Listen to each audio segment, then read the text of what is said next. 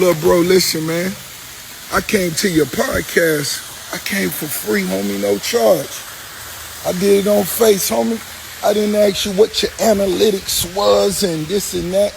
I came on Face, homie, to show love. And don't make it like I walked off on you. I left early. Rose had some other things to do too. But guess what? I came for free, nigga. I wasted that nice ass Gucci jacket on that look, man. I couldn't even really wear my Gucci jacket again. But my nigga, I did it for love. And next time I come for free, at least have me some lemon pepper wings. Stop at that bitch. You heard me? But I came for free. I ain't charge you. You feel me? Don't talk about Rose other business.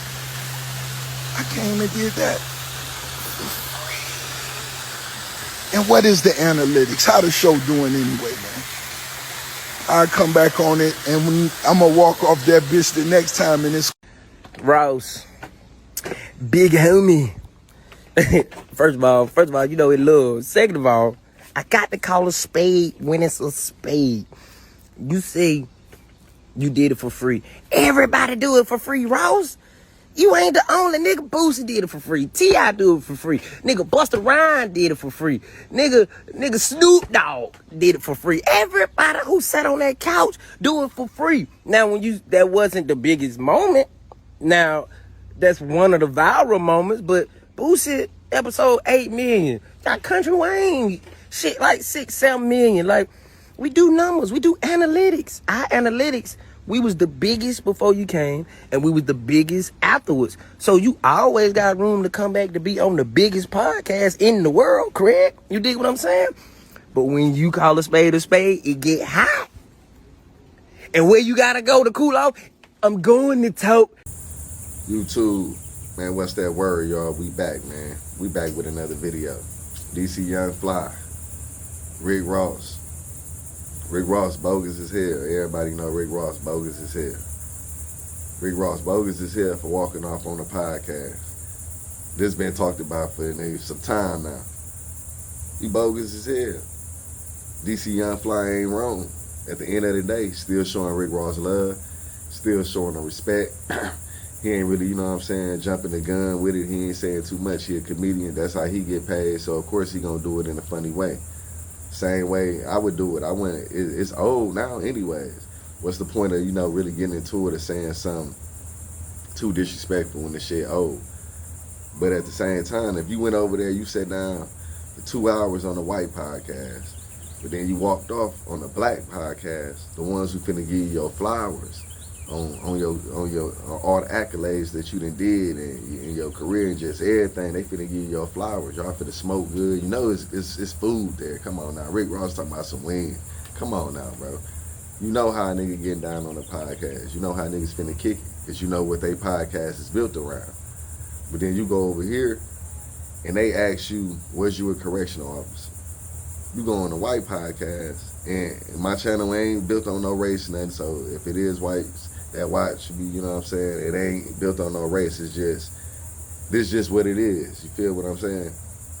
You go on this podcast over here, and then they ask you, was you a correctional officer at one point in time? A question that the whole world know, we already know this. Why we still talking about that?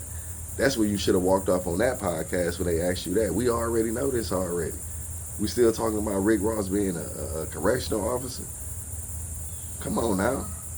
That's where you supposed to be walked off on them. You walked off on DC Young Fly, them like, oh man, this shit boring, or these niggas ain't know nothing, or I don't feel comfortable. You just, oh man, you actually used the bathroom, and then the way you did it, you actually used the bathroom and you didn't come back. That was the whole thing. Like, you actually used the bathroom and you ain't even come back, bro. Did that shit grimy as hell. I don't respect that. But, you know what I'm saying? That's just how the black race is, though. I'm just going to keep it 100. That's how we is. You hear Charleston White say it all the time, though.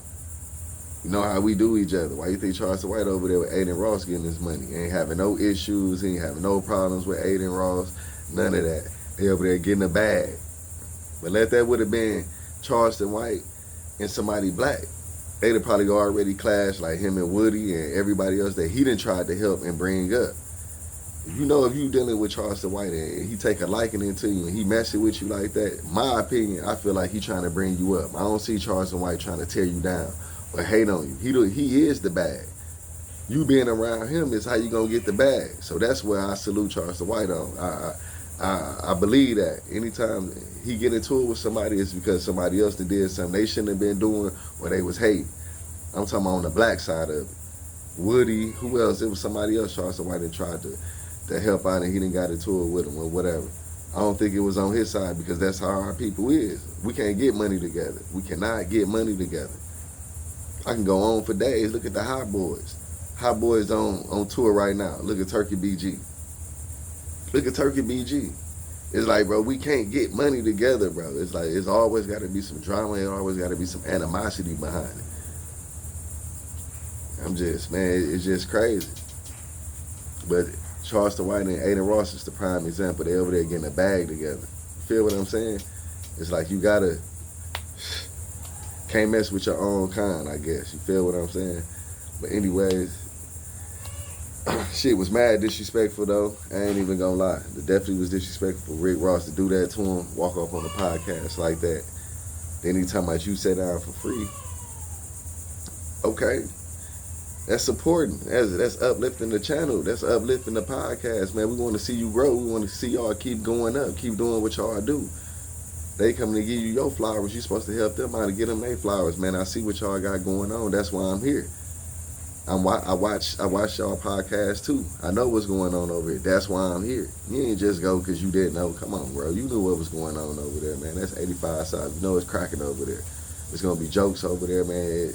It's lit over there. Let's just keep it 100. That's what's crazy. You know it's lit over there. They joking, them boys smoking good, bro. They gonna ask you all the right questions. They gonna chime in the right way. It's like a podcast, like, hell yeah, I'm definitely coming back and hang with y'all. Like, why not? Every time I come to the A shit. That's what I would have said. That's just me. But I'm from Milwaukee. Like, once you link with a Milwaukee nigga, man, and our swag and just how we move, bro, you gonna wanna fuck with us.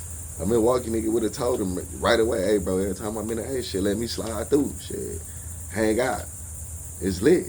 It's just, shit, especially if you're doing promotion and you got an album coming out, this and that, man, you want to lock in with people. You got to know how to network. You get in the industry, man, it's about locking in, networking. All that grimy, that shicey shit, that's for I mean, you got to be a little grimy in the industry, too. I ain't saying you don't, but leave that shit in the streets when you building a relationship. It's all about building relationships. I don't ever want to get to the point where I'm too big and I'm acting like how Rick Ross acting. I don't ever want to get to the point where I'm that big and I'm acting like how he acting. I don't want to get like that. That's the thing. I don't ever want to act like that. Over cocky, belittling people, my own people at that. When you get the bag, bro, I'm trying to pull as many people out in, the right people, not just any and everybody. You can't help any and everybody. I understand that, but the right people. People like DC Young Fly, then we supposed to support that over there, man. Supposed to support that over there. But hey, it is what it is, though. But y'all make sure y'all hit that like button, man. Comment below, let me know how you feel about this video, how you feel about Rick Ross, how you feel about DC Young Fly response. Because at the end of the day, DC Young Fly, he wasn't disrespectful. Still keeping it real with Ross. He just let him know how he feel, and then he funny.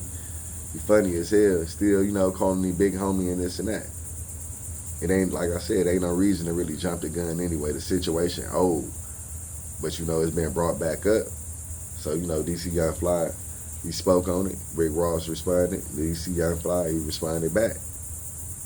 I mean, it is what it is. But I just feel like, man, Rick Ross should have a little more respect, man.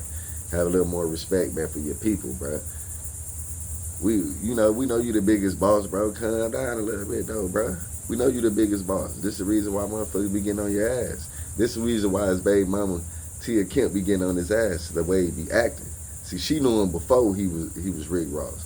See, that's why Tia Kemp be going at him so hard. This image and this persona that he trying to put on, and bro, just pipe down a little bit, bro. We your people. We know who you really was before you had all that money, before you had, Holyfield Mansion and all that, man. We know who you know what I'm saying? We know who you was before all that. We was with Slip and Slide, dancing around in jerseys and shit. Like, come on now. These are times when I was growing up, coming up high school days. When him and Trina and pull over that ass too fat, woo woo, shit like that. Like, come on, man. Niggas real live, you know what I'm saying? Hip hop historians, like, it get real, like, with. See, these little topics I be speaking on, I just be speaking. But when it get down to it, like, and I finally get to sit down on the podcast, I'm like, man, dog, know some shit. Been around. Some music and shit that y'all done forgot about that y'all might even gonna mention. Songs that I know that y'all don't know, because it wasn't about radio play back then. You had to really listen to a whole DMX album, you feel me? To really know who X was. You gotta listen to a whole Jay-Z album to really know who Jay was. Ludacris album to know who Ludacris really was. That he called with that freestyling and this and that. So you gotta listen to the albums to really know. But I don't want to get off topic, y'all. But yeah, man, Rick Ross, man, you need to go back over there and make that right. Sit down with them boys. Make the situation right, man. You need to be bringing the Wingstop. You should have the wings. You should be promoting your own wings. You should have ordered up the wings. You the biggest boss. You the one that own Wingstop. You should have been ordering up the wings. You should have came over there with bottles. You ain't bringing them boys no bottles. You ain't bringing them boys no Bel Air. But you talking crazy. You ain't come over there and pass them boys out no bottles of Bel Air. Everybody should have had a signed bottle of Bel Air. Signed by Rick Ross. DC Young Fly, the whole cast should have had signed bottles of Bel Air. You ain't bringing shit. So how you running your mouth like that, man? Stop disrespecting DC Young Fly like that. Stop disrespecting, man, the podcast like that. Stop disrespecting your own people like that, Rick Ross, man. Pipe down a little bit, bruh. We know you got the money. Everywhere you go, you should have a signed bottle of Bel Air. Passing them out. And make that shit right, Rick Ross. I'm out.